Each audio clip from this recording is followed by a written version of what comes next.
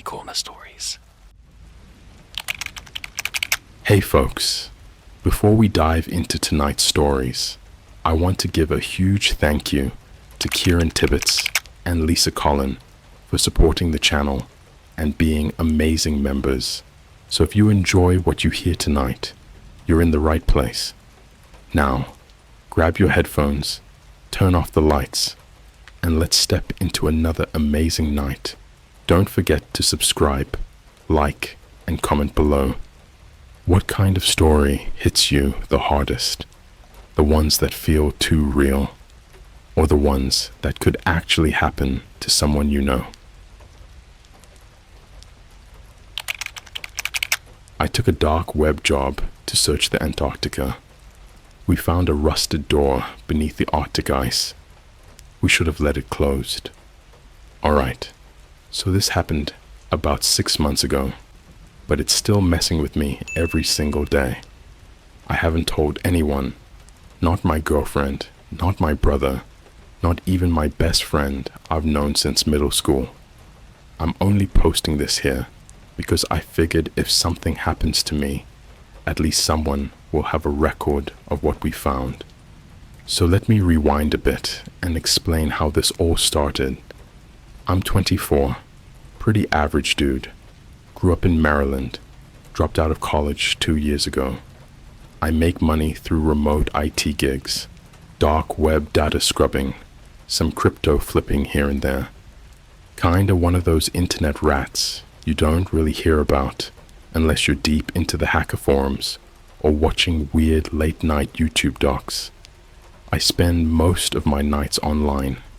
You know, Discord open, Spotify playing, tabs of Reddit, YouTube, and random code libraries all going at once. But I've also been in some deeper places on the internet, stuff most people don't even realize exists beyond Tor. And if you've ever used Tor for anything beyond curiosity, you probably already know how weird it gets the deeper you go. Anyway, late one night, I was checking this old invite-only marketplace I used to moderate on for laughs. It's dead now, like truly dead, but someone had posted a brand new thread. The title was simple: Expedition needed, remote data retrieval, high risk, $70,000 in BTC upon completion. Now at first, I figured it was just another LARP or some creep trying to get people to do something illegal for a quick hit of adrenaline.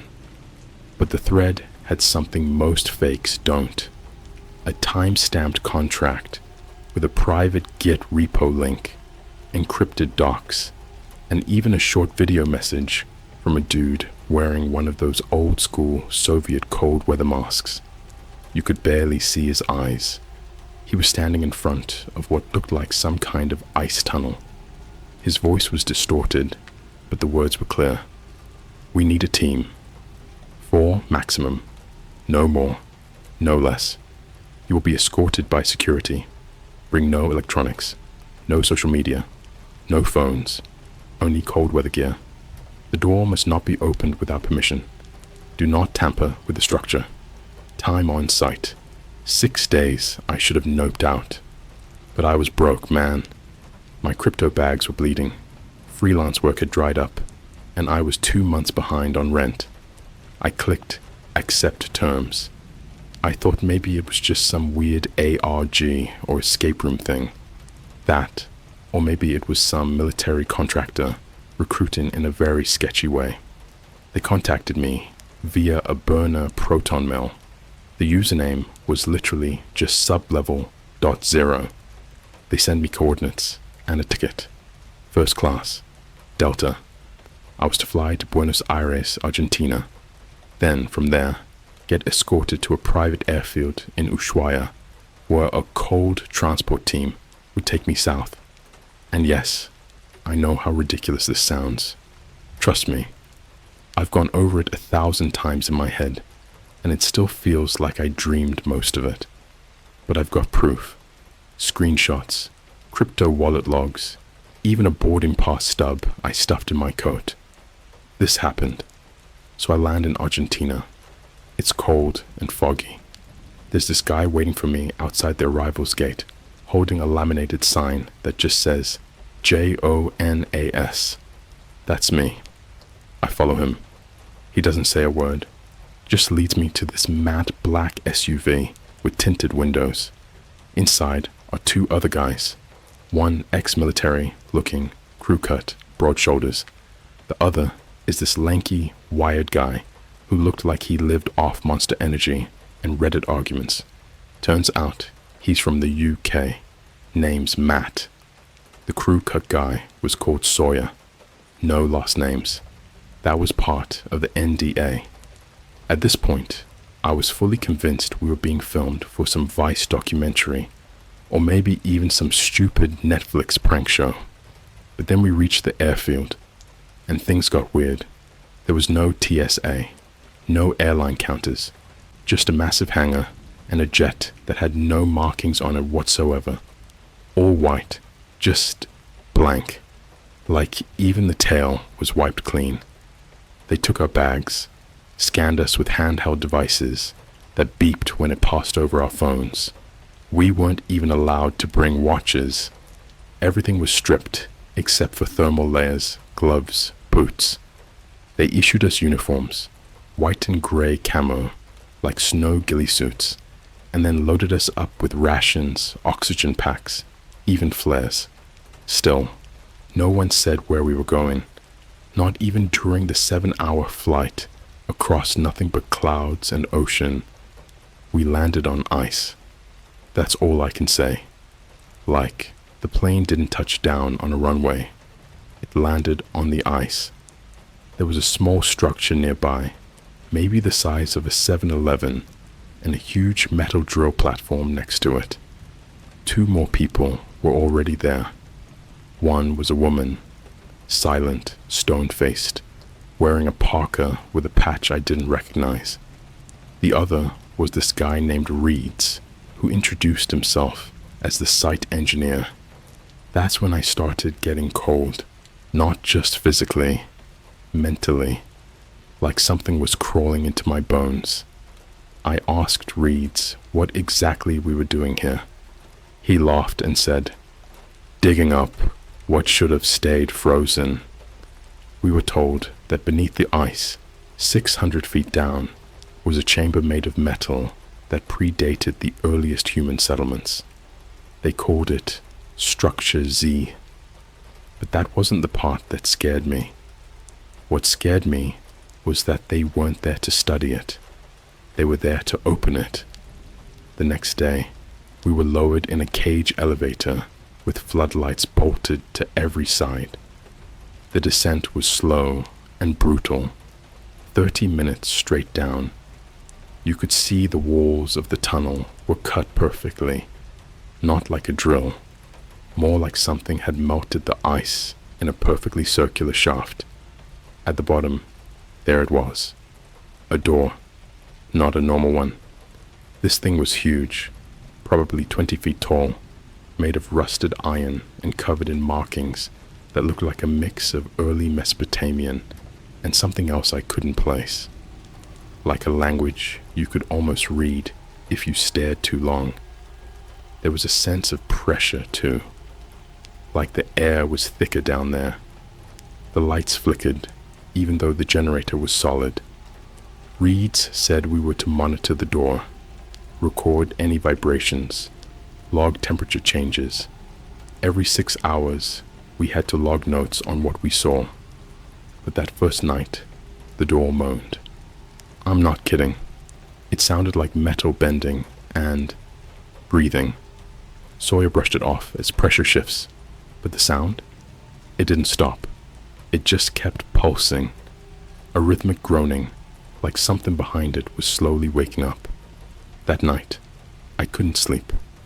Not just because of the sound, but because when I checked the footage from the wall cam, there was movement, not outside the door, under the ice behind us, like a shadow, just sliding along the wall, coiling, watching. And that's not even the worst part. When we woke up the next morning, Matt was gone. His bunk was empty. His boots were there. His thermal suit was missing, but no alarms went off. The tunnel doors were sealed, and on the surveillance feed, the last thing he did before vanishing, he stood at the door, staring at it, mouth moving like he was talking to it. I don't know how to explain what happened on day 2. No words can really do it justice, but I'll try. And I'll try hard, because after what I saw, I can't close my eyes without hearing it breathe. It started with Matt's eyes.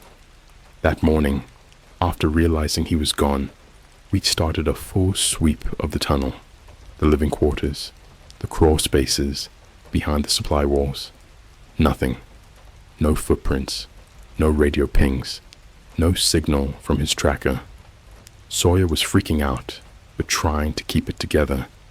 He kept clicking this ballpoint pen over and over while Reeds ran diagnostics on the airlocks like it was going to somehow explain how a fully grown man just vanished into the ice with 0 alarms.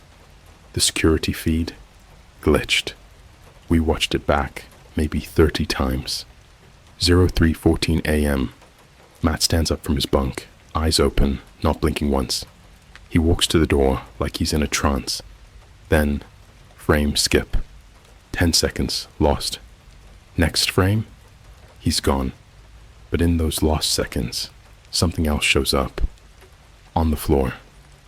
I didn't notice it until the 4th watch through. Just a tiny shape for half a frame, slithering out from the ice along the floor, like a slick black cord with joints, like a spine. And I swear to God, when I paused on the still, Matt's eyes, they weren't blue anymore. They were red, like 2 infrared dots, burning back at the camera, like it was a wild animal that knew exactly where the lens was. That was the last time we saw him. After that, the sounds got worse. The door made this wheezing, breathy sound that rattled the ice in our cups.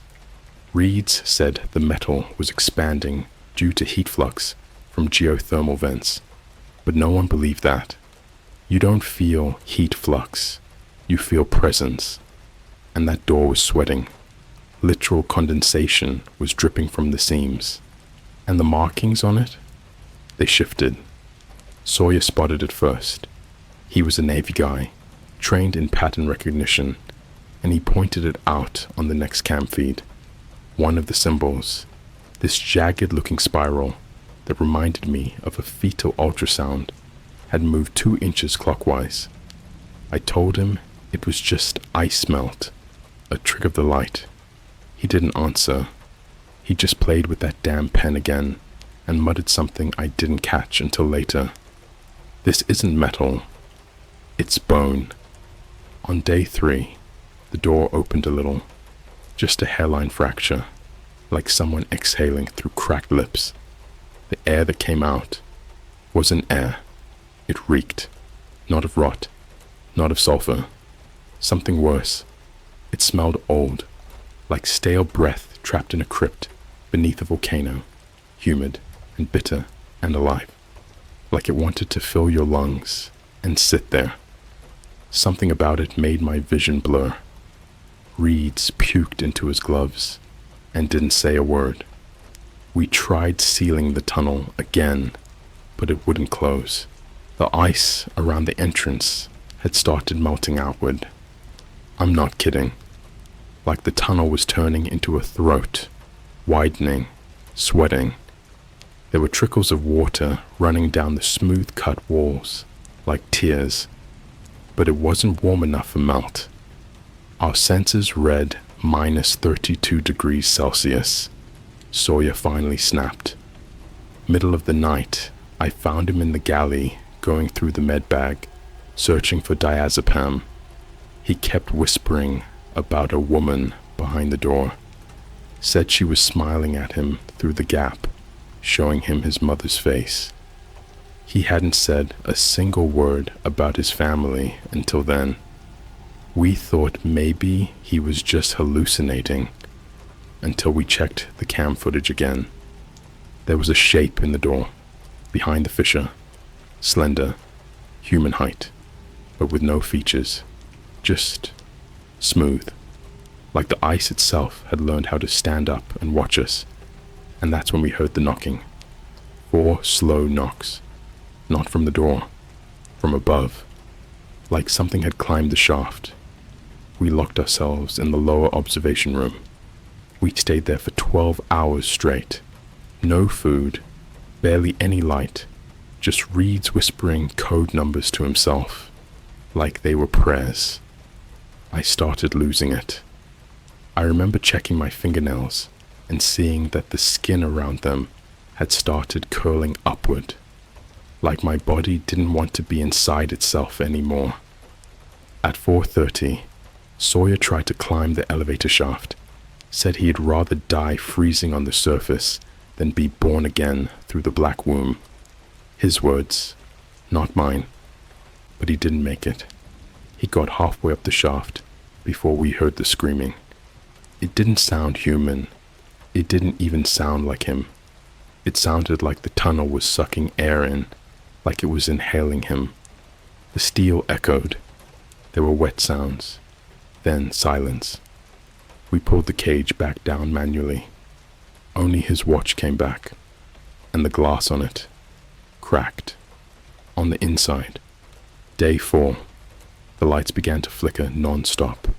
Our floodlights were dimming, even though the generators were reading full capacity. The cameras, no longer working. All we had was our headlamps and each other. That's when the whispers started. I wish I could describe them as voices. They weren't. They were memories. My own voice, my mother's voice, my ex-girlfriend's laugh from when we were in Cancun 2 years ago. All whispered from behind the door, layered on top of each other like corrupted audio tracks. Reeds said it was auditory hallucinations from cabin pressure syndrome. But then the door opened 2 inches more, and we saw it. Not a creature, not a demon, a mirror, not glass, a surface so dark it reflected light wrong. It showed me standing in front of it, but the reflection wasn't doing what I was doing. I moved left. It didn't. I waved. It smiled. It had my face, but it had Matt's eyes, blood red, flickering like embers in ash. I remember backing away slowly. I remember the reflection didn't move, and I remember Reeds walking up to it, like he'd just seen God himself, mumbling something in Latin that I still haven't translated. Then he stepped through. No sound, no scream. He was just gone. Not pulled, not dragged, just gone. Like the mirror accepted him.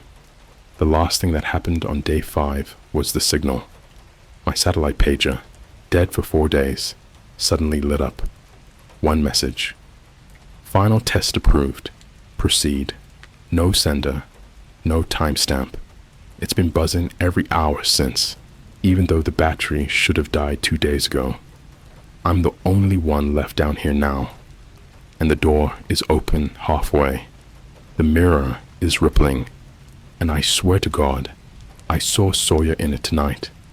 Only it wasn't Sawyer. It was something wearing him.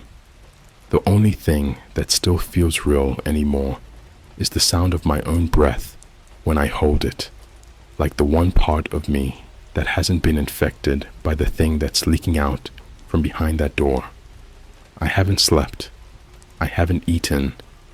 The mirror, that thing in the middle of the opening, is halfway to the floor now. It's oozing something, like oil and mercury had a child, and it's spreading across the floor in thin black veins, seeping into the cracks of the ice, like it's choosing which part of the world to infect first. And last night, I saw myself walk past the observation glass, but I never left my room. Let me explain. At some point in the middle of day 6, my brain stopped registering time. I can't even say for sure how long I've been awake, but I do remember this. I went to the rec room, half frozen, eyes raw from not blinking. I just wanted something normal. Just a second. I turned on one of the old TVS mounted on the wall. No satellite signal. Static. Then a voice came through. Not from the TV. Behind it. It was my dad's voice. But he's been dead 6 years. Liver failure. Buried in Baltimore. And the voice said, "It's not you watching the screen. It's the screen watching you." I threw the TV off the wall. It hit the floor and didn't break. It shattered inward like the screen had been hollow. No glass, just a black membrane inside. It hissed, like breath from lungs filled with ash. When I looked closer, I swear there were teeth. Tiny teeth in a ring around the inside of the frame, like it was trying to open wider. But I left it, because that wasn't the worst part. The worst part came when I checked the hallway cameras. Remember how I told you the cameras died? That wasn't exactly true. They glitched out, but I realized they still recorded. I just couldn't see the feeds in real time. So I opened one from earlier that day, the hallway outside the observation bay. And there I was, just standing there, shirtless, covered in frost, like I'd been outside in minus 60 degrees, just staring at the wall like it was a person. I stood there for exactly 4 minutes and 33 seconds. Then I turned around, looked directly into the camera, and I smiled. But I never left my bunk. I checked the logs. No doors opened, no footsteps, no heat signatures. That thing wore my face, and it knew where every camera was. I started boarding myself into the food storage room. It's the only place with no vents, no windows, and only one metal door. I used everything I could: spare shelves, food crates, bundles of freeze-dried noodles. All while the station creaked above me, like bones popping in a jaw that hadn't been opened in 1,000 years. There's no more sunlight now. The surface is gone. Reeds was right. This isn't a drill site. It's a mouth. The shaft we came down through? Gone. Swallowed. Now there's just a smooth dome of glistening black ice above where the elevator used to be. And the smell. Oh God, it's gotten worse. Like a grave full of wet hair and rusted organs. You can taste it now. It's in the air. Every time I breathe, I swear it crawls down into me like smoke with teeth. That night, I woke up with scratches all over my chest. 4 of them. Parallel. Deep. Not bleeding. Weeping. Like the flesh was sweating clear, sticky liquid from inside. I recorded them on my phone. I don't know why. Maybe part of me thought it would help me stay human. But here's the thing. The scratches, they weren't from fingernails. They were too far apart, too deep. Claw marks. And under my skin, right beneath where they stopped, I could feel something moving, like a twitch, like a parasite trying to find its way to my spine. I tried burning it out. I found an old flare, heated a fork red hot on the end, and pressed it against the wound. It screamed. Not me. The wound. I swear on every god that ever lived. When I pressed the metal to my chest, the wound screeched. A high-pitched, wet, gurgling shriek that echoed off the food cans and made the lights strobe. Then I passed out. When I woke up, the mirror was in the hallway outside the food room, but it wasn't the same mirror. It was taller, sharper, like the edges of it were growing teeth. And inside it, there were 4 people: Matt, Sawyer, Reeds, and me. But their faces were wrong. Each one had no eyes, just hollow, black sockets that dripped something white and slow, like milk curdled with grief. And they were screaming, but I couldn't hear it. Their mouths were open, jaws unhinged, faces stretched like rubber, and they were all looking at me. And behind them was the door, and it was open all the way. On day 7, the screaming started in the walls. Not voices, not human, like infants crying underwater, like pigs being fed into a blender on loop. The sound never stopped.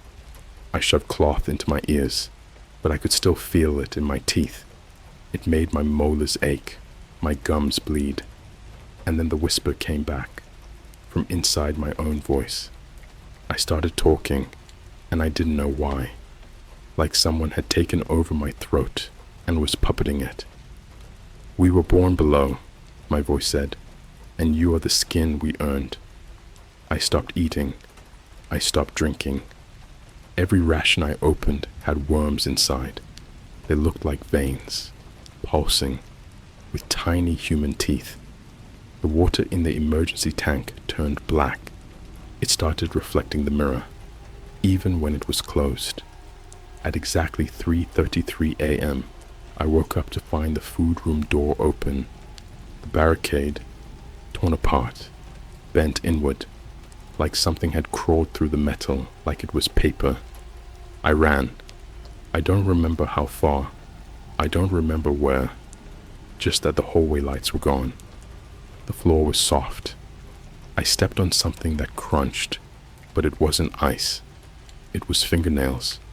Thousands of them, piled in a long line leading up to the court chamber. The mirror was inside, and it had changed. It wasn't black anymore. It was a window, and what I saw inside it, I can't even describe it right. Not fully, but I'll try. It was a world, but not a world made of land and water.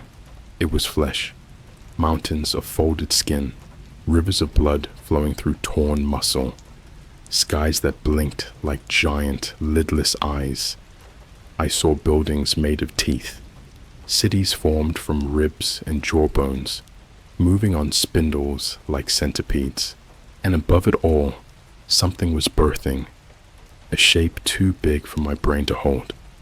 It had wings, but they weren't wings, more like membranes, covered in mouths, each one speaking in a language made of wounds. It looked at me, and I bled from my eyes, just from looking at it. I dropped to the floor. My skin peeled, my vision bent sideways, and I swear it whispered to me, "We've always been here.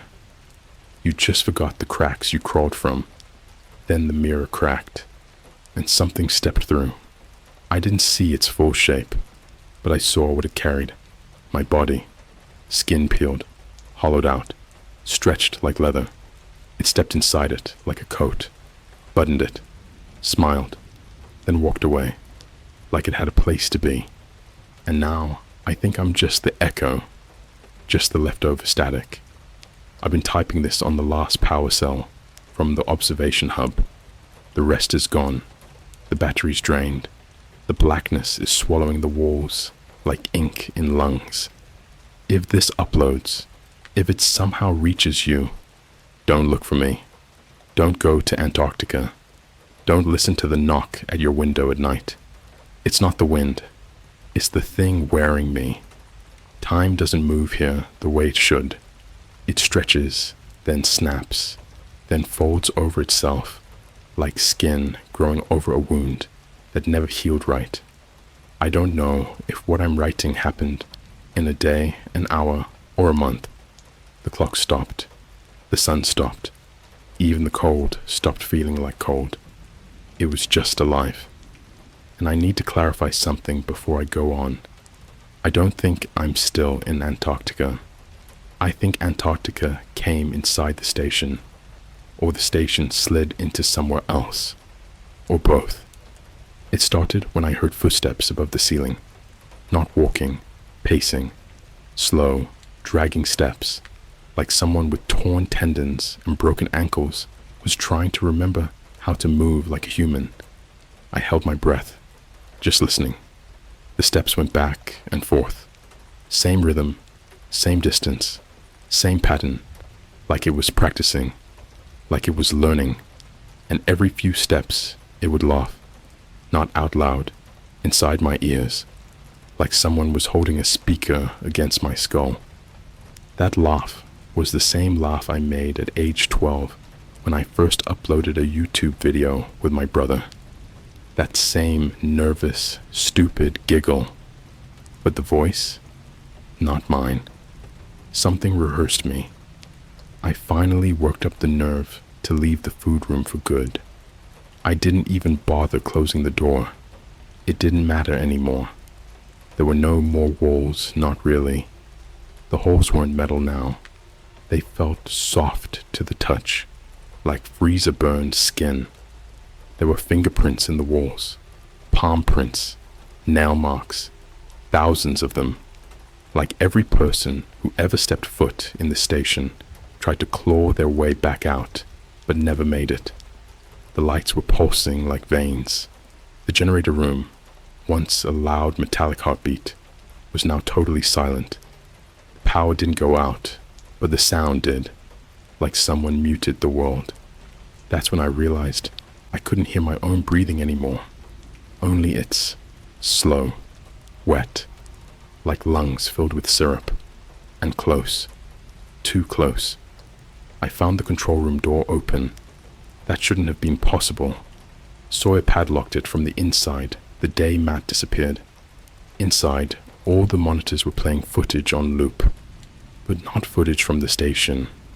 Footage of us, before the mission. Me scrolling Twitter at Starbucks. Matt walking through Heathrow Airport. Sawyer buying cigarettes at a 7-Eleven in Chicago. Reed's talking to his daughter on FaceTime, sitting under fairy lights in his backyard. Private moments, personal moments, things no one recorded. The camera angles were impossible. Overhead shots from ceilings that didn't exist. Reflections from windows across the street.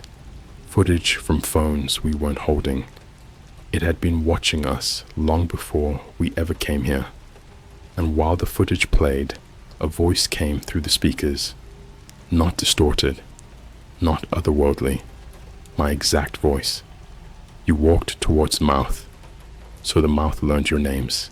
Then every screen flickered at once and showed a live feed, not of the door, of the surface. Except it wasn't the surface anymore. It was all black, like the sky had died. No clouds, no stars, no sun. Just this endless oily horizon stretching like a flat sea of tar, with pieces of buildings sticking out. Houses, traffic lights, playground slides, half sunken like they were being absorbed. Cities were being swallowed, and it wasn't snowing anymore. It was raining teeth, small ones, baby-sized, falling in sheets. I don't know how long I stared before I realized I was smiling, not by choice. My face was smiling on its own. At some point, I heard voices in the main corridor. Multiple voices, human, real, panicked. I ran, actually ran, which I hadn't been able to do in days. I turned the corner and saw 3 people in heavy parkas, hauling gear cases and radio packs. Rescue team. They looked terrified, like they already knew something was wrong, but they were still trying to follow protocol. One of them, a woman, saw me and shouted, "Hey! Are you injured? Where's the rest of your team?" She shouldn't have said that, because something hurt her.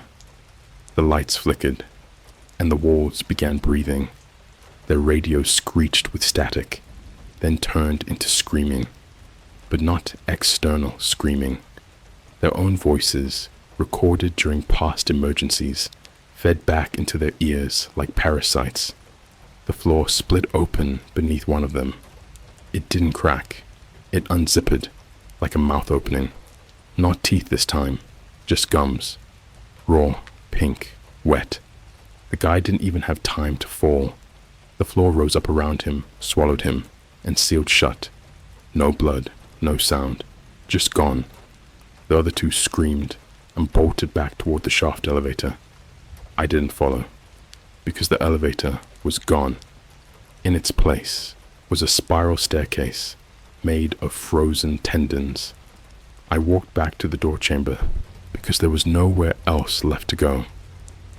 tunnels stretched farther than they used to, like the world was getting bigger, or I was shrinking. When I entered the chamber, the mirror wasn't there anymore.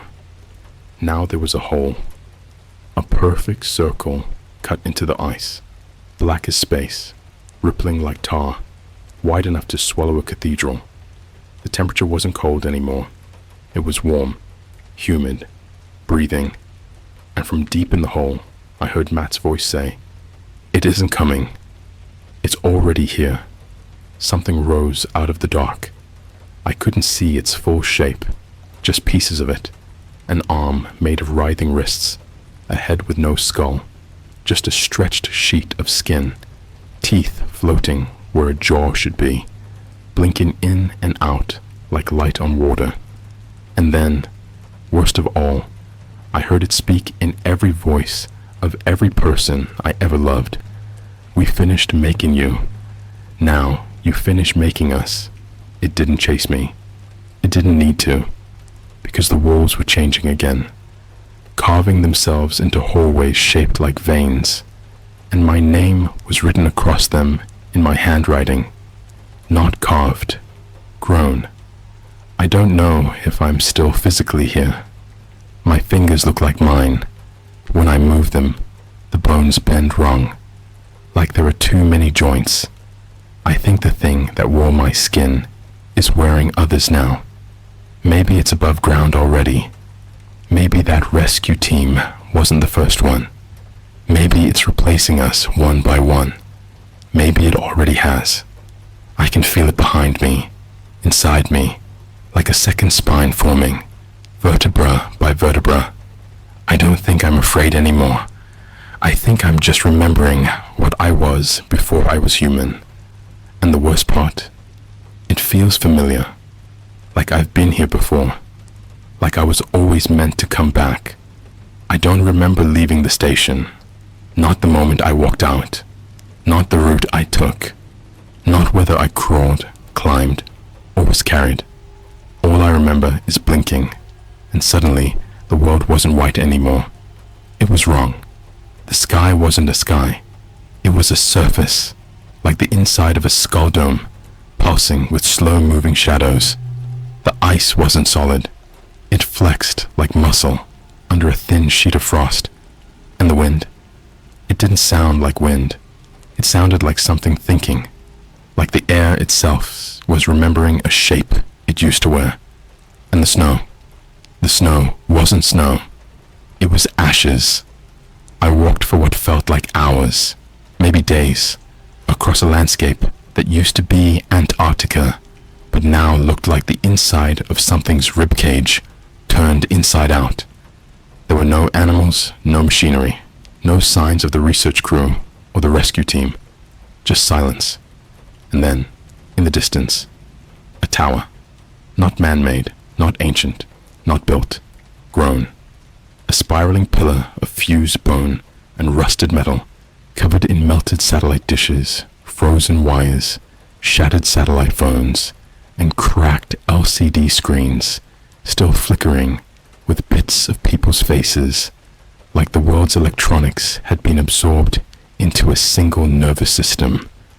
The screens all showed the same thing. Live broadcast, global feed connected.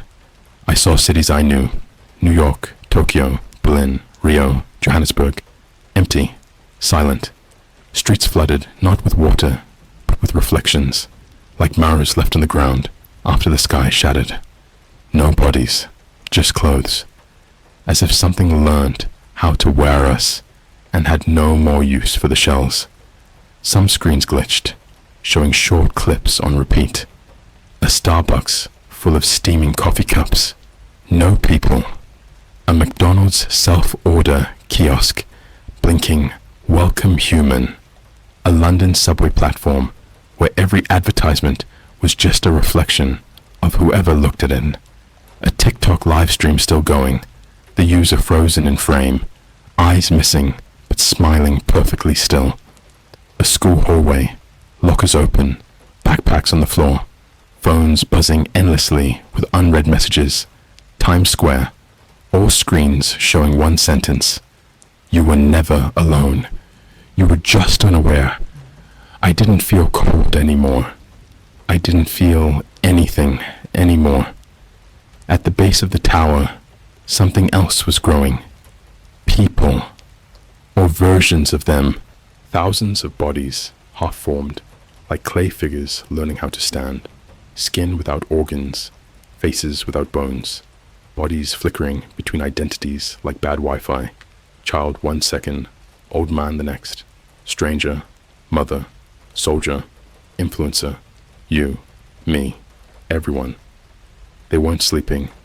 They were buffering, waiting for a signal, and when I got close, they all turned toward me at the same time. Not because they saw me, because they recognized me, like they'd been expecting me, like I was the last missing piece of a puzzle that was never meant for humans to finish. And then they spoke, all at once, in one voice, every voice. You opened the door. We used your shape. Now the rest will follow. One of them stepped forward. It was wearing my face, but cleaner, calmer, completed. Like whatever I am was just a trial version, and this was the final release. It reached out its hand and said, not in sound, but in my thoughts, you don't survive what's coming. You adapt to it, and behind it, the horizon moved, a wave of dark glass rolling across the earth, erasing the old world like chalk underwater, not destroying anything, converting. Streets turned to mirrors, skyscrapers folded into ribs, oceans flattened into black, infinite reflection. And then I understood. The door wasn't a door. It was a correction, a restoration. Whatever was waking up wasn't invading. It was reclaiming. Earth was never ours. It was a shell, a seed, a womb. And we were just the temporary shape it wore while it gestated. I don't know if I'm human anymore. My reflection doesn't match me. My voice sounds like someone wearing my lungs. I don't feel hunger, or pain, or sleep. Just a signal, growing louder. I think I'm being rewritten, not dying, updating. And the worst part, it doesn't feel wrong. It feels like remembering, like finally knowing what I was before bones and names and birth certificates. Like waking up from a very long, very stupid dream and realizing the dream was humanity itself. If you're reading this, it means the signal reached your screen. That means it's already inside the glass, the mirrors, the cameras, the reflections, the networks. You don't have to believe me. You just have to watch what happens next. Check your phone. Check your face in the black part of the screen when it turns off. Touch the reflection. See if it moves when you don't. If it smiles before you do. It means you're already on the other side. There's just whatever you become. And if you feel something breathing behind your eyes right now, that's not imagination. That's recognition.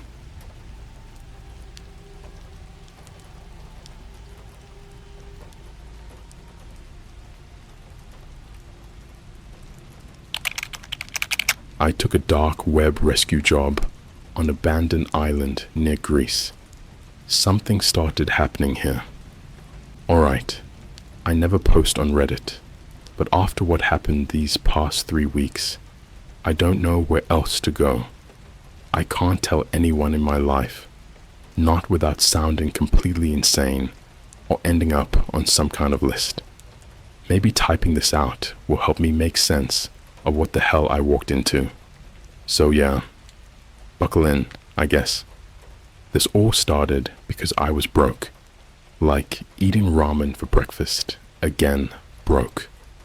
I just dropped out of uni, media and comms, ironically, and I was working a dead-end night shift at this sketchy-ass storage facility in Manchester. It was one of those jobs where the lights flicker even though no one touches the switch, and half the units smell like rotting curry or piss depending on the floor.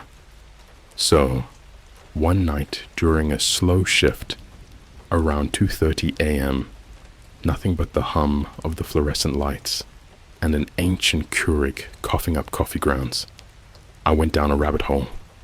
YouTube, then Reddit, then darker.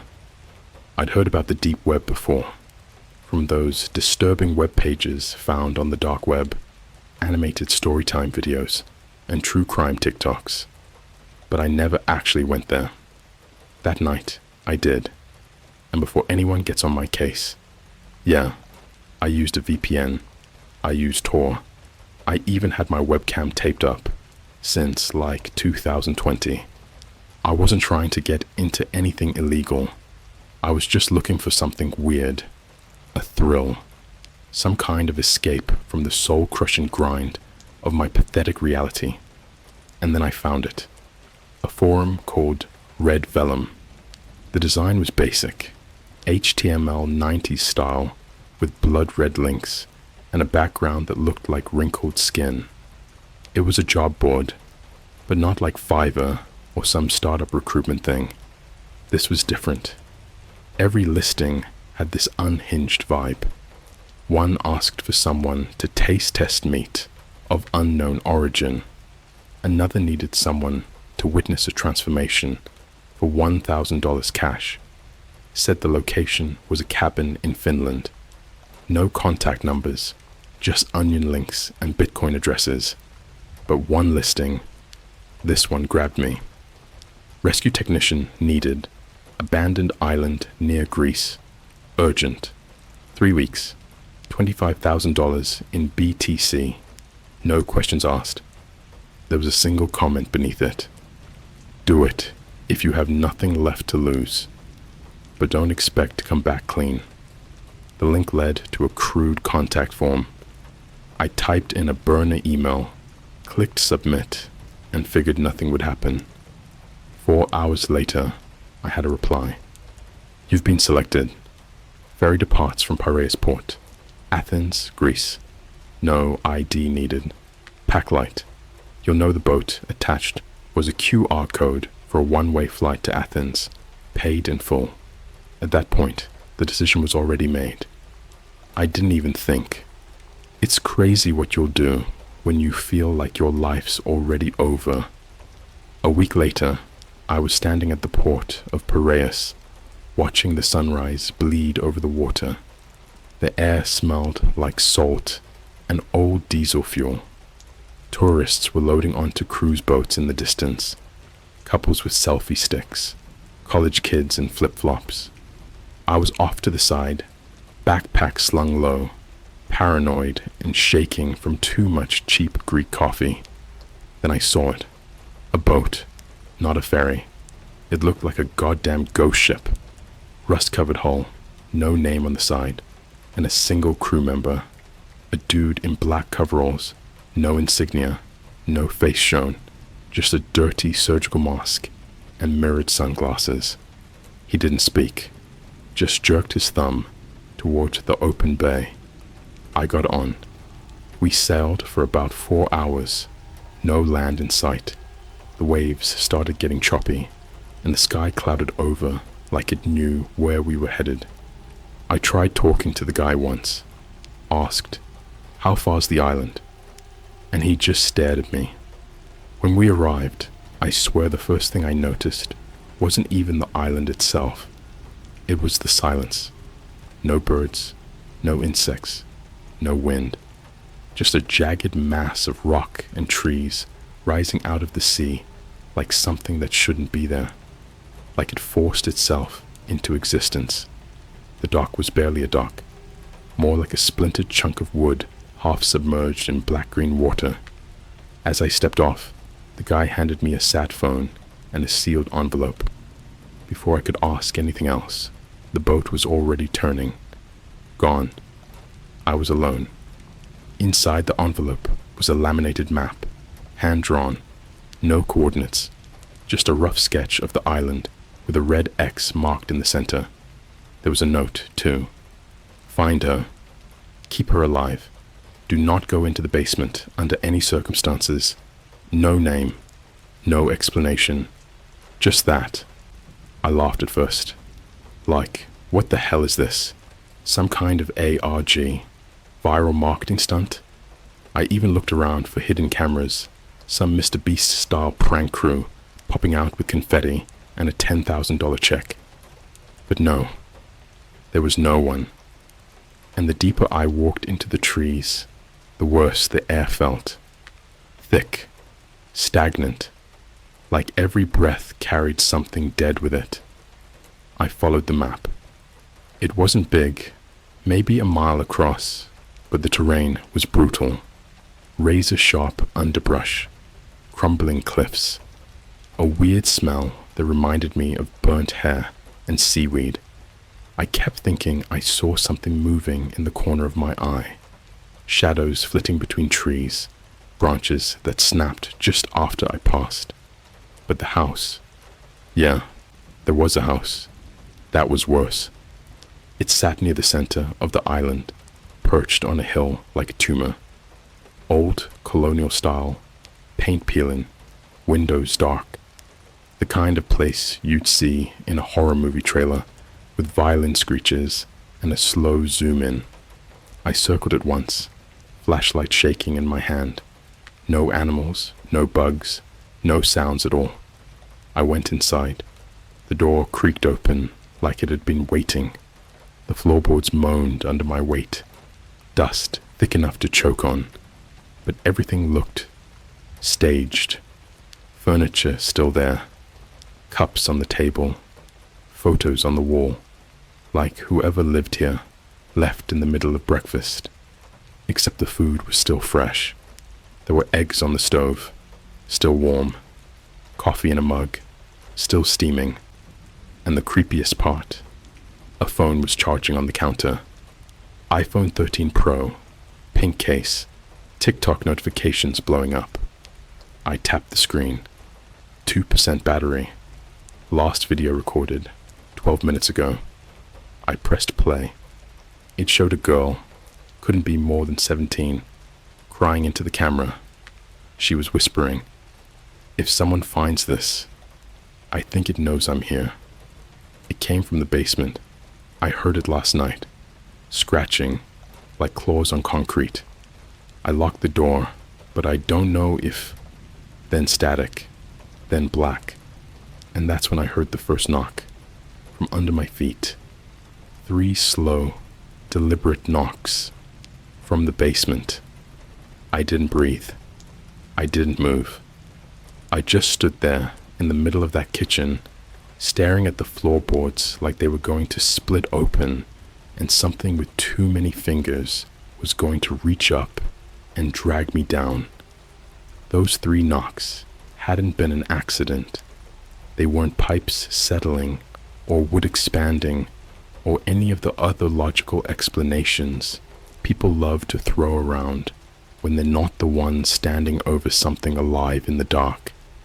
It was a rhythm, a pattern, like whatever was down there wanted me to know it could hear me breathing. And then it went quiet again. I don't know how long I stood there. Could have been a full minute. Could have been 10. Time didn't feel real anymore. Not on this island. Not in that house. Eventually, I forced myself to move. Slowly. Quietly. I didn't head for the door like a sane person. No, I did the opposite. I started looking for the basement entrance. I don't know if it was curiosity, or the note in the envelope, or just plain stupidity, but I needed to see it. Needed to confirm what I already felt in my bones. I wasn't alone in that house. The door wasn't hard to find. Every old house has the same layout. Kitchen, hall, cellar door near the back. But this one was different. The door was sealed shut. Not locked. Sealed. Metal plates bolted into the wood. Chains wrapped around the handle, like someone was trying to keep something in, not out. And the worst part, someone had scratched 3 words into the wood with something sharp. Don't feed it. That was when the smell hit me. It rolled up from the gap under the door like a wave of hot rot mixed with salt water and mold.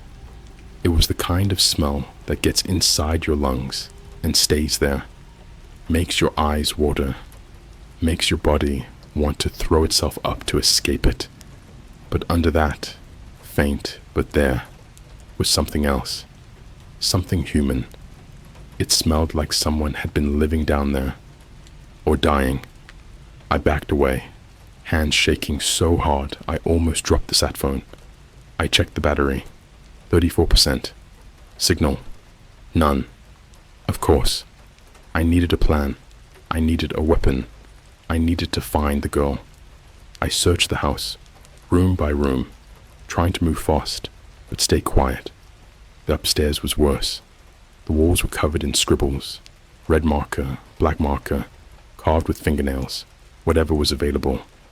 Words, repeated over and over. It crawls. When the lights go out, don't sleep. The ocean is not empty. Stop feeding it. It learns your name. There was one sentence on the bathroom mirror, written in what I'm 90% sure wasn't marker. If you hear it, whisper. It's already too late. The bedroom looked like a war zone. Mattress flipped. Window cracked. Pile of clothes on the floor, like someone got dragged mid-step. There was a laptop open on the desk, but the screen had been smashed, like someone didn't want whatever was on it to be seen again. But the worst thing wasn't the room. It wasn't the messages. It wasn't even the smell coming from beneath the floor. It was the Polaroids. Dozens of them, taped all over the wall. All the same girl from the video. Same pink phone case. Same face. Except in them, she looked different. Not dead. Not injured. Just terrified.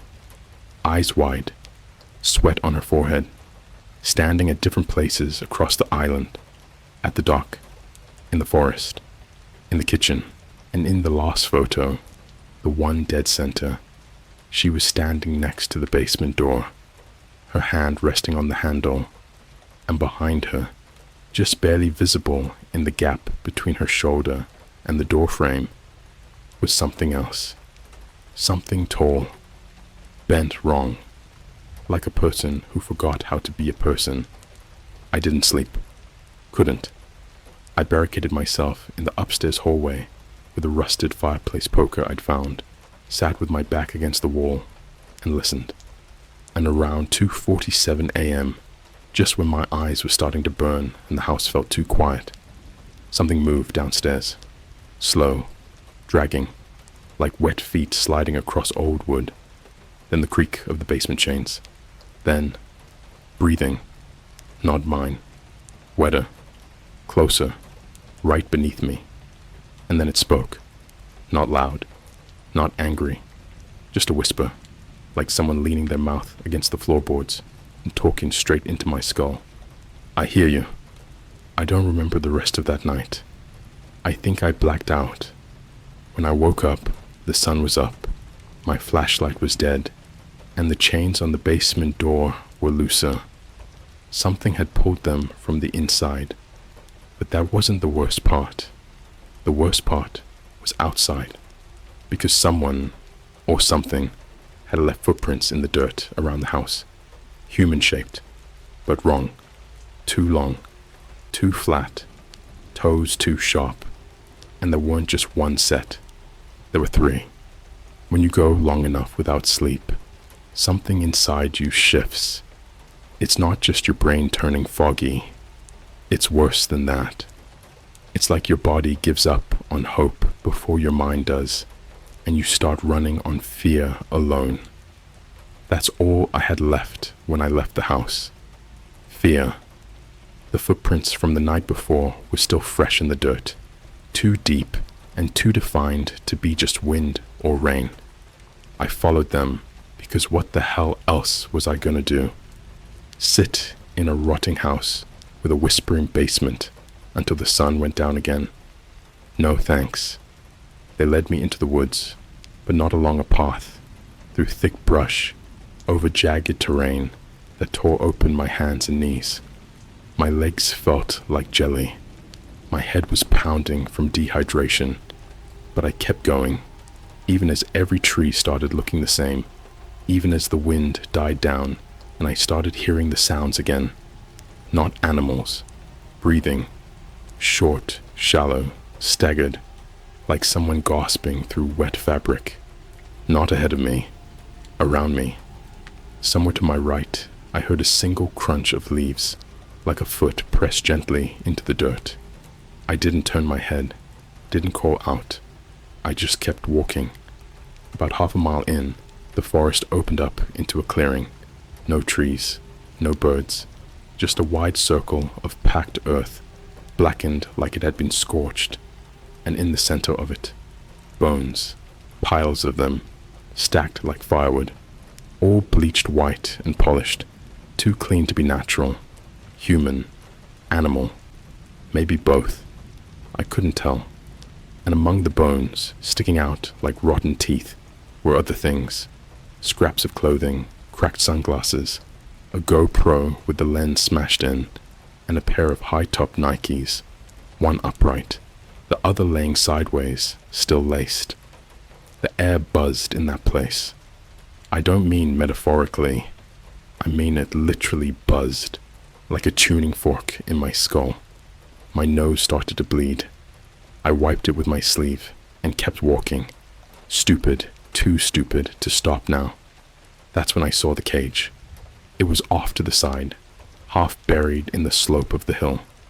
Iron bars, rusted to hell, bent in places like something had tried to push its way out. The door hung open, swaying in the still air. Inside, there were drag marks, deep, bloody, fresh. I should have turned back. I didn't. Beyond the clearing, the woods changed. The trees grew taller, denser. The canopy above blocked out so much light, it felt like twilight, even though it had to still be midday. And the silence wasn't just silence anymore. It was watching.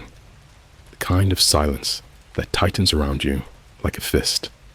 Every step I took felt like it was being counted. Then I saw it. Something red between the trees. A piece of fabric, tangled on a branch. I climbed up and pulled it free.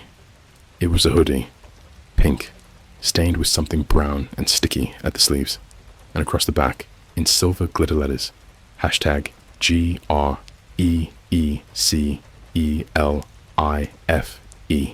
That's when I heard the crying, soft, choked, like someone trying to stay quiet but breaking anyway. It was coming from behind a rock formation, half hidden by hanging moss. I didn't even hesitate. I ran. I don't know what I expected. Some survivor, a girl on the verge of death, maybe just a corpse that hadn't stopped making noise yet. What I found was worse. There was a person, sort of, kneeling in the dirt, skin gray and bruised, long greasy hair hanging over a too thin face, hands trembling in her lap like she'd been electrocuted. Lips gnawed raw, blinking slow. She looked up at me, and it was her, the girl from the video. Same face, same hair, except her eyes weren't right anymore. They were completely black, not in a creepy movie, oh wow, creepy black-eyed demon kind of way. Number. These weren't glossy or pretty. They were voids, like her pupils had swallowed her whole, like they were still swallowing. She opened her mouth. No words, just a second voice. Low, male, ancient. You brought it here. My knees buckled. I backed away, tripping on a root, my flashlight skidding out of my hand and hitting a tree. I turned and ran, not back toward the house, away from it, down the hill, through brush and dirt and God knows what. I didn't stop until I hit water. There was a beach, but no dock, no boat, just the remains of a life raft, shredded and sunken into the shore, like it had been dropped from a plane and torn open from the inside. I saw something washed up near it. A body, face down, pale, bloated, hands curled into claws. I thought maybe it was a tourist, maybe someone like me who got tricked into taking the job. But when I flipped the body over, it was me. My face, my clothes, my sat phone still clipped to the belt, but the eyes were missing. No, not missing. They'd been removed, plucked clean from the sockets and stuffed with tiny shells. I screamed. I screamed so hard, I felt my throat split. And then the trees behind me started screaming back. Not animals, not voices, just sound. Like metal tearing, like a child choking, like laughter run through a blender. I don't remember getting back to the house, but when I did, the door was wide open, the chains on the basement were gone, and the girl was standing at the top of the stairs. Except it wasn't the girl anymore. It wore her shape, her face, her clothes, but it was smiling, and from its mouth, I swear I saw fingers move, not hers. Something inside her, gripping her from within like a puppet, and in her voice, warped and broken, "It likes your eyes." I don't remember falling asleep, but I must have. The kind of sleep where your body shuts down without your permission, like a dying battery flickering one last time before blackout. When I woke up, it wasn't sunlight that pulled me back. It was sound, not footsteps, not breathing, humming, a soft humming voice, coming from inside the house, low, off-key, like a kid singing a nursery rhyme they barely remember, or like someone trying to imitate a voice they've only heard once. I didn't even have to look to know where it was coming from. The kitchen, the same place the coffee was still warm, the same place the girl's phone was charging, the same place the first knocks came from the floor beneath. Every muscle in my body went tight. I didn't move. I didn't breathe. The humming went on for almost a full minute before it suddenly stopped.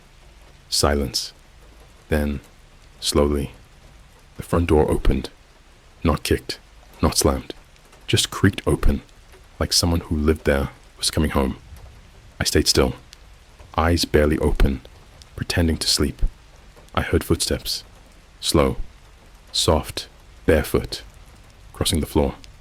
They didn't search. They didn't look around. They knew I was there. A shadow fell across me. I held my breath so hard my chest locked. Then the voice spoke again. Not humming this time. Not the girl's voice. Not human. Just a single sentence, whispered right beside my ear. "It wore your face today." My heart stopped. My body didn't move, not even out of instinct. I couldn't.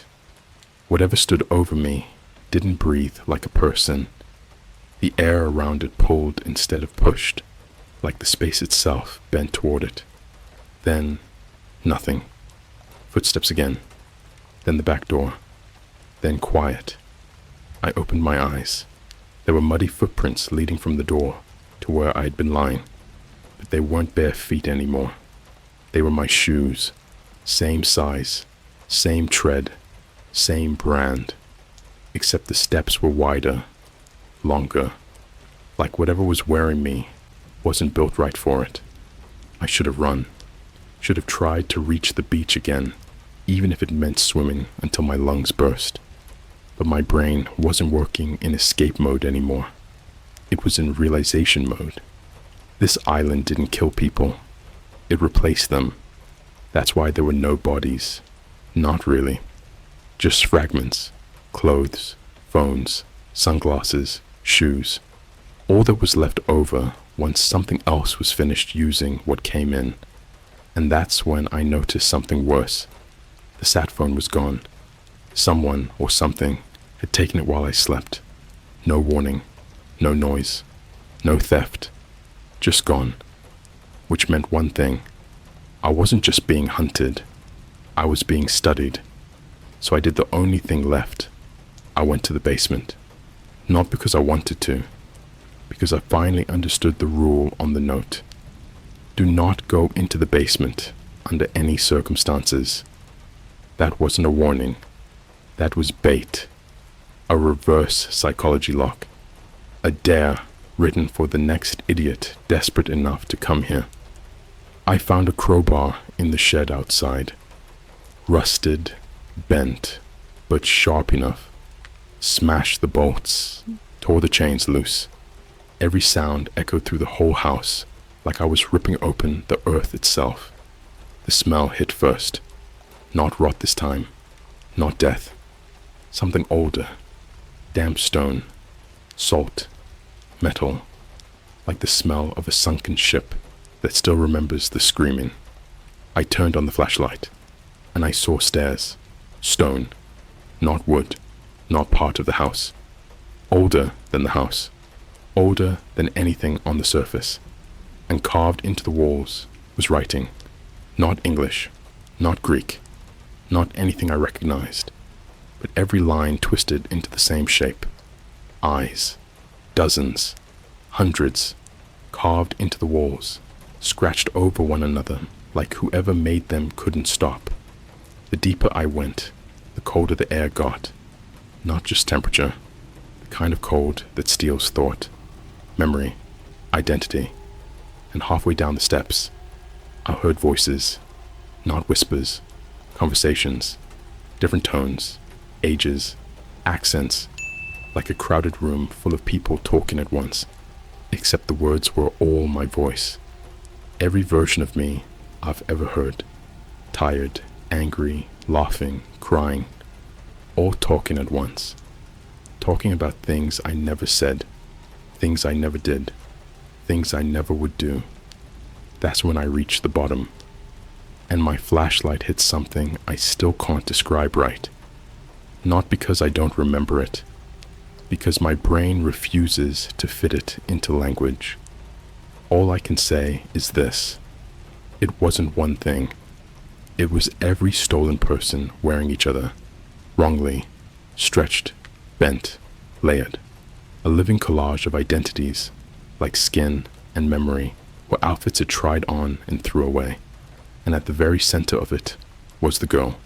Still breathing. Still blinking. Except now, her face was half mine. And when she spoke, every voice I'd ever heard on the island spoke with her. It doesn't kill you. It keeps you. Until you fit, I ran. I didn't scream. I didn't think.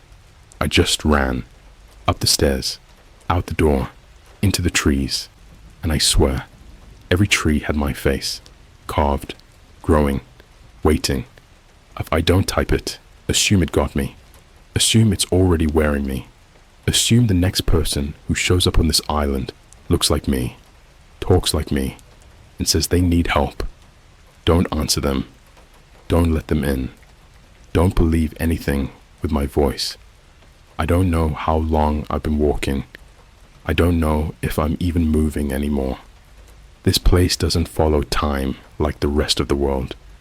The sun's been low on the horizon for what feels like hours, like it's waiting to set, but doesn't want to miss the ending. Like it knows this is the part where I finally break. I haven't seen the house since I ran. I haven't seen the girl, but I hear her. All the time. She doesn't say words now, just sounds. Dry-throated laughter through clenched teeth. Clicking, chewing. My name. But worse than hearing her was hearing me. I found a mirror in the woods, just standing there, freestanding, like someone had dragged it from a bedroom and jammed it upright in the mud. At first, I thought I was hallucinating. No reflection, just static, like a TV screen when you were a kid and the signal cut out. But then something flickered into view. Not me, just someone pretending to be me, wearing my clothes, wearing my face, but blinking at the wrong times, smiling too early, tilting its head like it wasn't used to having one. It raised its hand when I didn't. It scratched its neck while I stood frozen. It mouthed something. I stepped closer, and that's when I realized it wasn't a mirror. It was a window, and it was on the other side. I smashed it, grabbed a rock, and drove it straight through the glass. Screamed, cursed, broke my fingers swinging until they split open and something inside me laughed. Not out loud, from my mouth, but I didn't laugh. I didn't even smile. Something else had started using my face from the inside out. I kept moving after that, through woods that curved in on themselves, past trees that grew in circles, past ruins carved in languages I understood only when I wasn't looking directly at them. I found an old campsite, completely untouched by time, still burning coals, half a grilled cheese on a metal plate, cigarettes still smoking in the dirt, and a backpack with my name stitched into the strap. I didn't bring it, but everything inside it was mine. Even the photo, one I don't remember taking, of me, standing on this island, but taken from far away, like someone or something had been watching since the moment I arrived. There was writing on the back, in my handwriting. "You're almost ready." The girl came to me again, but not alone. She brought others, faces I'd never seen before, voices I'd never heard, all of them twitching, too tall, too flat, too broken inside to be real. They walked in slow spirals around me, whispering things I almost recognized. One of them whispered a password I used in high school. One recited a YouTube comment I left in 2017. One sang the ringtone my mom used to have. They knew me. They remembered me, better than I remembered myself. I screamed. One of them screamed back, in my voice, not like copying, perfectly. Same tone, same breath, same phlegm catch at the end. I asked it, "Why are you doing this?" And all of them answered at once, "Because someone has to be you when you're gone." I don't think I ever left the basement. That's the part that broke me. I think the moment I went down those stairs, something replaced me. I'm still standing down there, still screaming, still watching the thing in the center wear more and more of my face. Maybe this version of me out here, walking in the woods, typing these words, is just another layer it's peeling off to send back out. Maybe this story was never a warning. Maybe it's bait. Because here's the real part, the cold part, the part where everything goes quiet again. I found a signal this morning. Don't ask how. Don't ask what's powering it. It doesn't matter. What matters is that this sat phone, or whatever's pretending to be it now, told me someone was reading. You. Right now. Eyes locked. Breath held. Phone in hand. Air around you. Just a little too still. You felt it already, haven't you? The way your reflection lingers a second too long. The way your voice on a voicemail doesn't sound quite right. That off feeling when you wake up not knowing if you've really slept. It's already watching you. It's already mimicking you. Because you let it in. When you clicked. When you read. When you imagined it. You gave it shape. And now it wants to wear you next. If you see someone walking near your building tonight, and they wave like they know you, and they're wearing your shoes, and they hum your favorite song, and you swear they look exactly like you, don't run, don't speak, don't blink, just lie down, and let it finish. Transmission ended. This message has been logged and uploaded to backup notes across your device. The file cannot be deleted. You've already started the transformation. Will wear you well.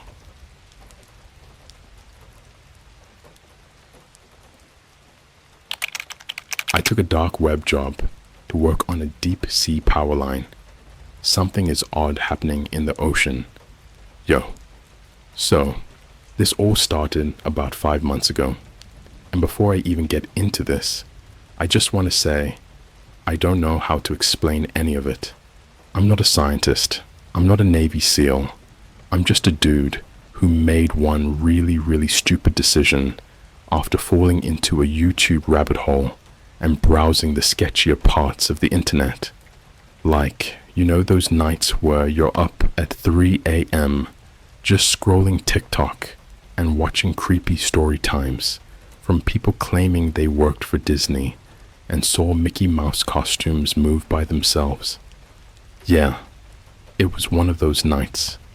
I was watching a top 5 things found in the deep web video, and this ad popped up. Not like a YouTube ad, I mean an embedded video mid-page on some obscure Reddit clone called Linksboard. Sketchy as hell. Looked like it was coded in the early 2000s. Black background, neon green text, and the ad was titled, "Need work. No questions asked. Pay guaranteed. Ocean Technical Services seeking help." And here's the weird part. It didn't take me to some job site or random phishing link. It opened a live chat, like old school AOL style, and someone just typed, "You interested? Immediate deployment. High pay. Deep ocean power line maintenance. 3-week contract. Non-disclosure required. Yes or no?" I stared at it for a full minute. You know that feeling when something just feels off, like the universe is leaning in just a little too close. Anyway, I typed yes, because apparently I make poor decisions when I'm bored and unemployed. I was working DoorDash out of a busted 2009 Civic and sleeping in my cousin's laundry room. So a part of me was like, why not?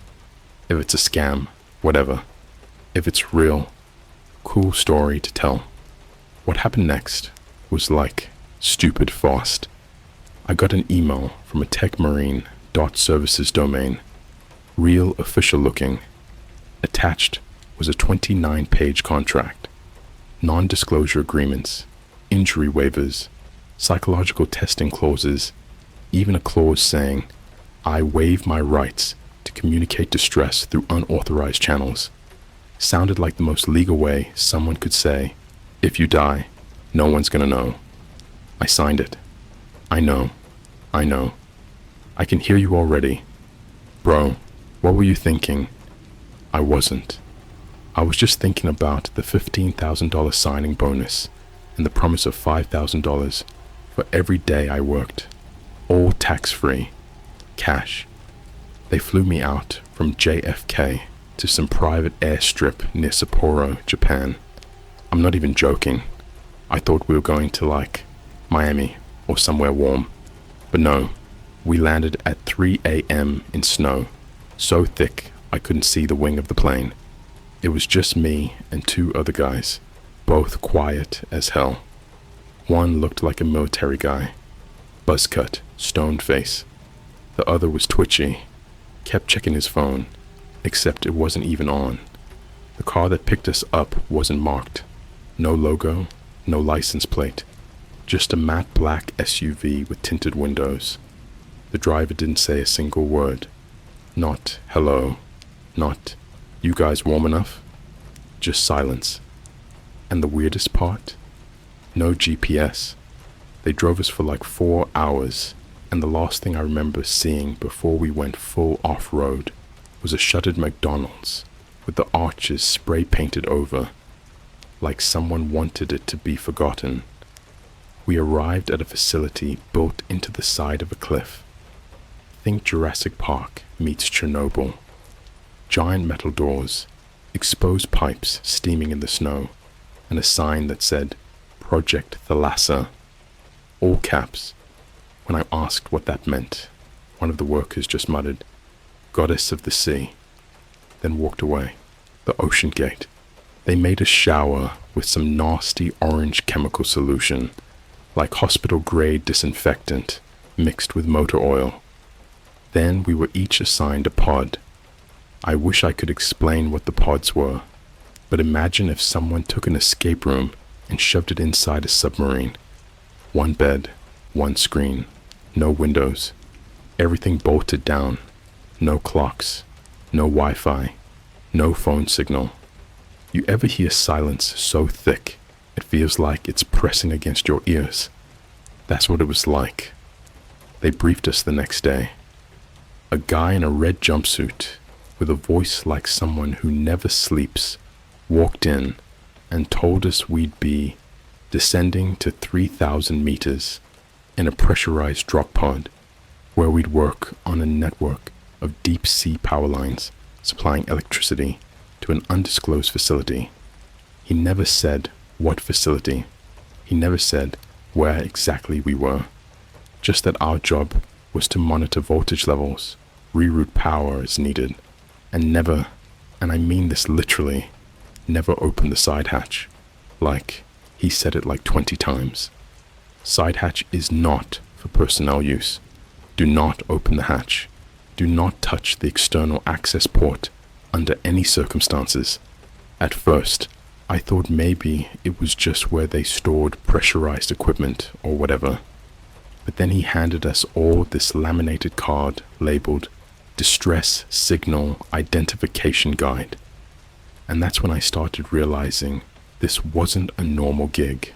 The card had symbols I've never seen before. And I don't mean like technical engineering jargon. I mean glyphs, like ancient runic symbols paired with instructions.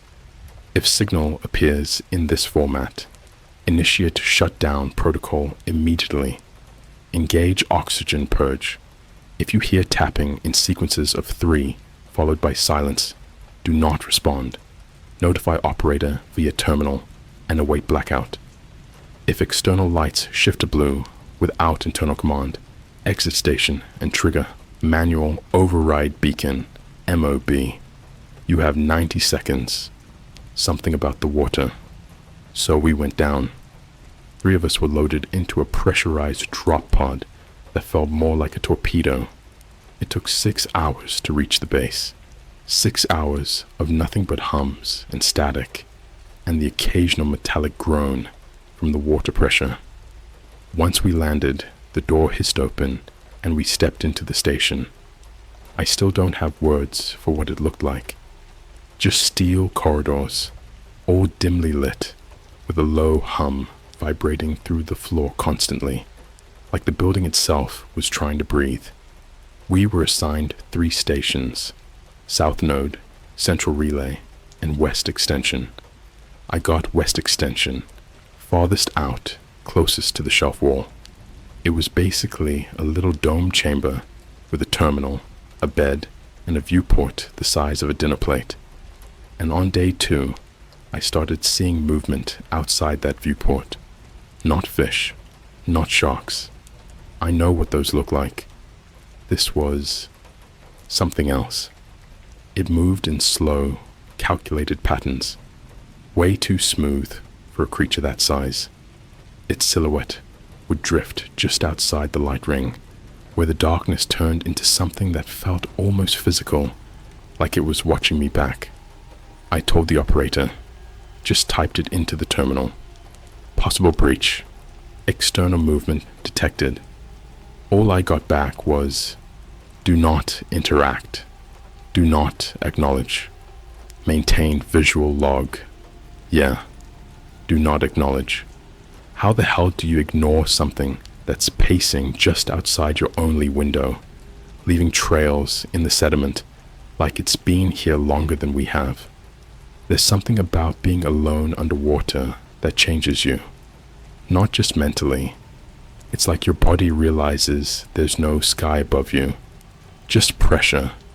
Just weight. Every cell starts whispering, you're not supposed to be here. Your blood feels like it's shrinking. The metal groans like it wants to break. And the ocean is so quiet, it hurts. I spent 7 days in that West Extension dome. By day 4, I stopped sleeping. The humming got louder. It wasn't the generators. It was beneath them. On day 5, the tapping started. I was logging voltage spikes from relay 8, a faulty line that kept shorting out every 2 hours. Boring work. Headphones in, music low, some podcast about a TikTok girl who faked her own kidnapping for clout. Then I heard it. Tap, tap, tap. Pause. 3 knocks, followed by silence. Exactly like the guide warned, except it wasn't outside the dome. It was inside the walls. I muted everything, pressed my ear against the bulkhead. Nothing. So I went to the screen and typed into the report terminal, knocking inside dome wall. 3 taps. Silence. Guide reference 3.1. Initiating blackout protocol. No reply. I waited. The screen flickered. Then 3 words appeared, slowly, one at a time, like someone was typing with gloves on. It's not them. My heart dropped so fast, I almost vomited. I stared at those words. It's not them. That meant someone else, something else. Not the crew, not the operator, not a hallucination. And then came the second sound. This one didn't knock. It scraped, metal on metal. No rhythm, just long, deliberate dragging. And it was inside my room. I turned. There was nothing. No doors opened, no breach alarms, no oxygen leaks. But the ceiling vent, one I hadn't even noticed before, was dripping. Not water. Oil black sludge. Viscous, clinging like molasses. It hissed when it hit the floor, like it was alive. I backed away, grabbed the emergency flare canister, and watched the puddle spread toward my boots like it was reaching. Before I could react, the lights cut out. Total darkness. You can't scream underwater. Not really. You can try, but your lungs know better. So instead, I curled up in the corner, flare in one hand, pulse climbing into the triple digits, listening to something slither above the ceiling tiles. And then, a voice. Soft, female, almost calm. It came through the radio intercom that hadn't worked in days. It said my name. Not my first name. My full name. Spoken in the exact voice of my mother. And she's been dead since 2017. Get out of there, sweetheart. I froze. My spine literally felt like ice shoving its way up my neck. The voice repeated it. Get out. You're not alone. Don't look in the vent. I looked. God help me. I looked. There was an eye. Human. Bloodshot. Staring down. Unblinking. Not an animal. Not some pressure-fried hallucination. A full human eye. Surrounded by pale, stretched flesh, pressed against the vent grill, like it was trying to crawl through skin. It blinked. Twice. And then it whispered, You heard us tapping. I blacked out. I'm not proud, but I lost time. I woke up in the far corner of the dome, wrapped in emergency blankets that I don't remember grabbing. The flare was spent. Metal canister melted like it burned too hot. But the puddle was gone. And the vent? Welded shut from the inside. That's not possible. These domes don't have welding tools. The emergency kit only has CO2 sealant and patches for hole breaches. But the vent had rivets in it now. 8 of them, still warm. And someone, or something, had scratched a word into the wall under it. Not with tools, with fingernails. BETWEEN. Day 6. Echoes. That was the night I started hearing the other screams. Not mine, not the crew. Different. They didn't sound like they came through the walls. They came through the floor. Muffled at first, but they got clearer. Women. Children. One sounded like someone gargling seawater while begging for help. I tried to radio the others. Static. I checked the terminals. Locked out. I banged on the walls until my hands bled. Then, because I'm not the smartest man alive. I pulled out the emergency dive suit. There's a manual override port outside the west extension dome, the one we were told never to use. But the manual override also links to the auxiliary power relay, and I figured if I could flip it, maybe I could force the emergency network back online. I suited up, went into the decompression chamber, waited for pressure equalization. The inner hatch opened, and then the outer hatch opened on its own. That's not how the suits work. They have interlocks, but this time I just slid out into the black. The abyss has shapes. There's no swimming out there, no jetpacks. You just walk, slowly, one footstep at a time across the ocean floor, tethered to a guide rail made of glowing red polymer. You walk past skeletal power relays, half buried in sediment, the cables humming like veins. And then you see the shapes, not fish, not whales, human, tangled into the cable systems, like grown men who had tried to climb inside the conduits and been absorbed. One of them had a dive suit that still blinked with life support. Another was split open as if he'd exploded outward, and from his rib cage, little wires were still growing, like veins crawling into the seabed. That's when I noticed the glyphs, not paint, not lights, carved into the metal hulls of the power relays. Dozens of them, all different. Some looked like hands, others like teeth. Some pulsed faintly, with no power source connected. And that's when I heard the third sound. Not tapping, not scraping. It was breathing, but not from me, from behind me. I turned. There was a suit, identical to mine, standing upright, but it wasn't connected to anything. No tether, no light, just standing, watching me. Its faceplate was cracked, and inside the helmet was not a person. It was wet, too wet, as if the flesh inside hadn't been preserved, but was still growing. Eyes like kelp nodules, mouth open in a scream with no throat, just a tunnel of bone and coral. And when I tried to run, it followed. No movement, just blinked from spot to spot, like a skipping video file. 1 second behind me, the next, 20 feet ahead. I tripped, fell flat on the ocean floor, and as I scrambled up, it leaned in, helmet touching mine. It said, "They're feeding it." Then the ocean bent, no other way to describe it, like the water folded, and I fell upward, back into my dome. No decompression, no chamber. I just woke up on the bed, saw water pooled beneath me, suit gone, and written on the terminal was a single command: stay. Final week commences. I didn't sleep again, and the thing in the walls kept whispering my name, not with a voice, but with teeth. They never told us what happened to the South Node guy, not officially, but we all saw the lights go out. It started with a flicker in the hallway screens.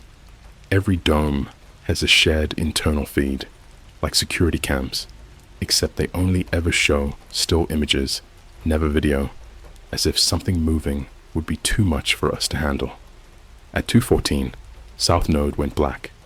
Not low power black, not system reboot black, just gone, like the dome had been erased. The feed showed him 1 second, sitting at his terminal. Next frame, empty chair. No error code, no alert, just absence. We waited for radio contact. Nothing. 5 hours later, someone knocked on my dome hatch. Not with tools, not with gloves, with knuckles. 3 slow knocks. Not like the tapping, not like the scraping, like someone was asking to come in. I didn't open it. I just stared at the hatch handle, waiting for it to twist. It didn't. Instead, a voice, his voice, came through the intercom. "Hey, it's me. Let me in. Suit malfunction. I'm freezing." I didn't answer. Something was wrong with the voice. Not the words, the pacing, like someone recorded him speaking and rearranged the sentences slightly out of order. Suit freezing. It's me. Hey, let in. That's when I noticed there was no decompression alarm, no chamber cycle, no oxygen equalization. He shouldn't have been able to reach my hatch at all, but he kept talking, voice getting closer, like his mouth was pressed right against the metal. Cold. Let me in. Let me. In, not a request. A command. I went to the viewport, stupid idea, and pulled the cover slide down just half an inch. He was standing outside. No tether. No helmet. Just standing at the bottom of the ocean, eyes wide open, like the pressure wasn't there. And his face wasn't right. It was him, but it wasn't. Too still. Muscles slack, like a mannequin built for memory. And then the jaw moved, slow, unnatural, like a hinge with rust. Don't you recognize me? Teeth showing. Too many. Not sharp, just wrong in number. Not monstrous, just mathematically incorrect. He lifted a hand and knocked again. I backed away. He pressed his face to the glass, skin flattening against it like warm clay. His eyes didn't blink. Not once. And that's when I realized he wasn't breathing. The radio buzzed. Finally, Central Relay was calling. The message was one sentence. Do not let him in. He's not the first. The deletion files. I accessed the hidden terminal after that. The one behind the floor panel we were told never to touch. And I found a folder labeled CREW_CYCLE_ARCHIVE.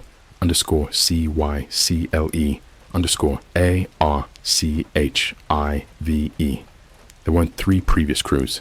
There were 11. Every file ended the same way. Organic structure compromised.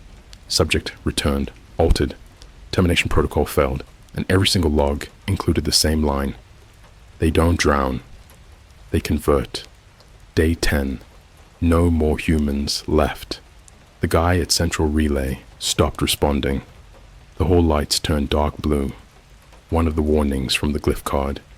I checked my oxygen. 46%. Water filters. Unstable. Food. Rancid, though it hadn't expired. The ocean was doing something to everything, even sealed supplies. That's when the screaming started from inside the pipes. Not voices. Metal. Like the structure itself was feeling pain. Every wall vibrated with it. You could feel it in your teeth. And through the vibration, a pattern emerged. Not Morse code. Not language. More like breathing translated into metal. Like the bass was learning to copy lungs. I sat there shaking, listening to the walls inhale and exhale, until I heard footsteps in the corridor. Slow, wet, bare feet slapping steel. I didn't look, didn't move, didn't breathe. The footsteps stopped right outside my hatch. Silence. Then, something pressed its forehead against the metal and whispered, in a voice deeper than water, "Stop pretending you're still human. There is no surface. There's no rescue coming. The company never planned to retrieve us. We aren't workers. We're feeders. We keep the power flowing to whatever is down here, whatever was here before us, and it wants us to stay, wants us to change. The South Node guy, whatever's wearing his skin now, is still outside, still waiting, and every time I blink, he's closer.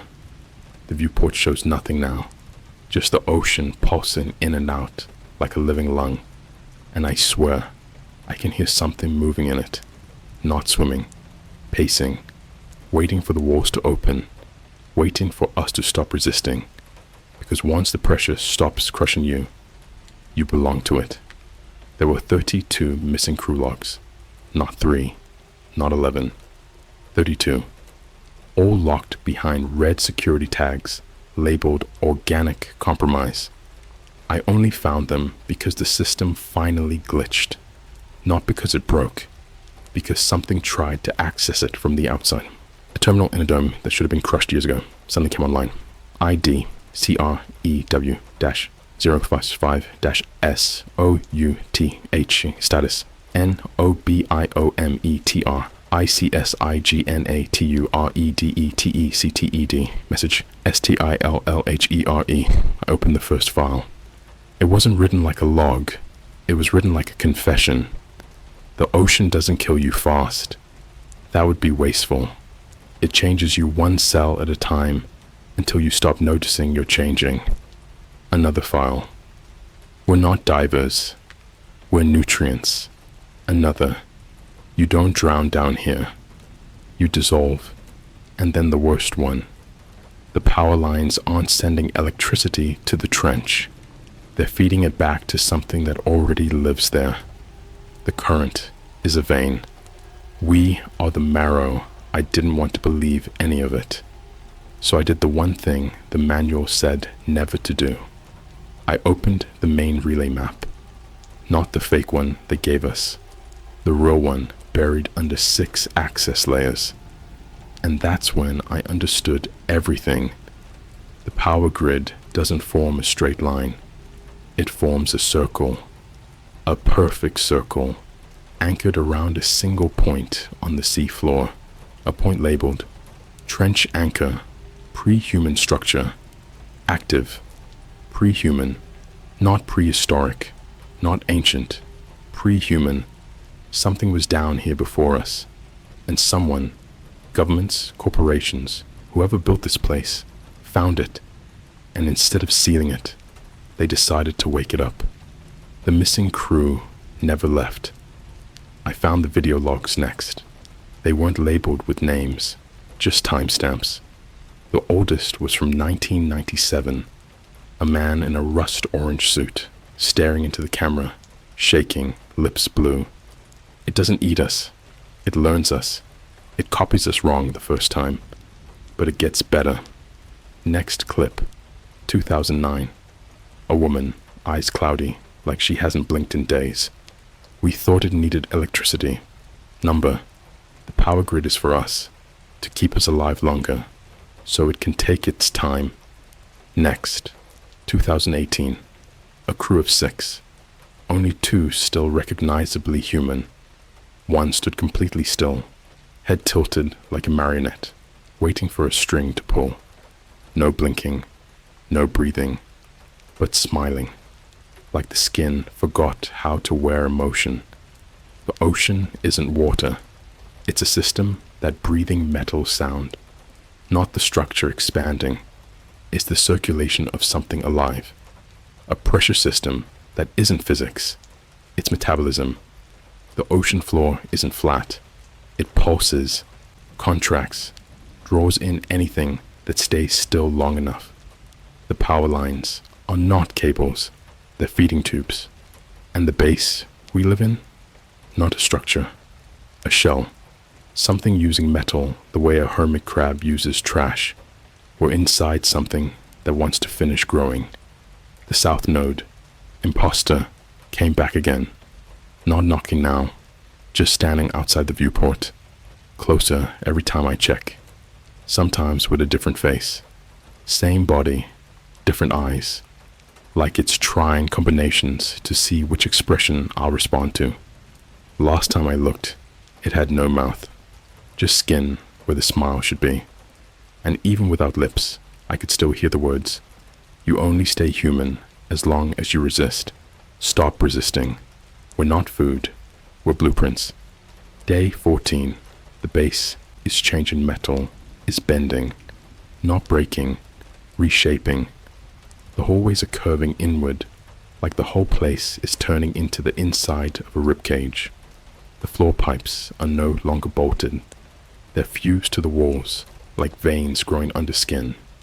The oxygen tastes wrong, too sweet, like the air has been exhaled already by something huge. I tried to send an emergency ping to surface teams. The terminal replied, "Surface connection not available. You are no longer classified as personnel." I didn't lose connection. I lost status as a human being. The system doesn't see me as alive anymore. It sees me as material. Then I heard the voices of the previous crews, again, but this time, not through pipes, not through metal, from inside my own thoughts, like someone else was trying on my memories the way you try on a jacket. They don't speak in sentences now. They speak in sensations, panic, pressure, drowning without water, bones bending instead of snapping, and something worse, relief. Relief when you finally stop fighting the change. Relief when you stop remembering the surface. Relief when your skin stops belonging only to you. There is no last day down here. Time dissolves faster than skin. You don't sleep. You don't wake up. You just thin out, thought by thought, like your mind is seawater leaking through a crack you can't find. The base isn't metal anymore. It's not a structure. It's growing inch by inch, like bone knitting around us. No welds, no screws, just smooth, white material where the steel used to be. Not coral, not stone, something in between. Something that remembers pressure. Something that's learning the shape of us. I stopped using the word I yesterday. It doesn't feel correct anymore. The thoughts that answer inside my head don't always belong to the same person. They come from places I've never been, memories I never lived, voices I never heard speaking, but somehow recognize. Not like hallucinations, like uploading, like the trench is a library, and people aren't alive or dead, just stored. Every crew, every diver, all the way back to the first one. Some of them still think, some of them don't. Some of them don't care they aren't people anymore. Some are glad. The power line was never delivering energy. It was pulling identity. Thoughts are electricity. Memory is current. Personhood is a signal. We weren't powering a machine. We were feeding a brain the size of a continent, a brain that uses the ocean as its bloodstream. The trench isn't empty. The trench is a skull, a hollow in the planet that something ancient grew inside before humans ever existed, and were just the latest thing it learned how to digest. The South Node, man, isn't outside anymore. He's inside, not in the halls, inside us. Sometimes I feel him thinking before I do. Sometimes he moves my hand before I decide to. Not puppeting, teaching, like he's showing me how to stop resisting the shape I used to have. Like bones are optional, like lungs are a memory, like self was never permanent, just a temporary costume biology war. They don't want our bodies. Bodies rot. Bodies disobey. Bodies break. They want the pattern, the shape of thought, the blueprint of a mind. They copy it. They rewrite it. They leave out the parts that make us scream. There is no pain once you stop having anything left to protect. Pain belongs to people. People don't last here. Blueprints do. And I am almost finished being a person. I thought assimilation would feel like drowning. It doesn't. It feels like remembering something you never lived. Like the ocean is saying, you weren't the first consciousness. You were just the newest version. The surface was the dream. Down here is the default. And now I can hear them. Not as whispers, not in pipes, but in my own thoughts. We are not many. We are one learning itself.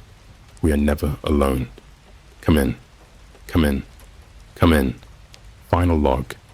There is no surface anymore. I tried to say my name out loud. Nothing came out. Not because I couldn't speak, because there was no meaning attached to that sound anymore. The ocean doesn't care what we called ourselves. It only keeps what is useful. And what is useful stays. The rest dissolves. I used to think dying was the worst thing that could happen. It isn't.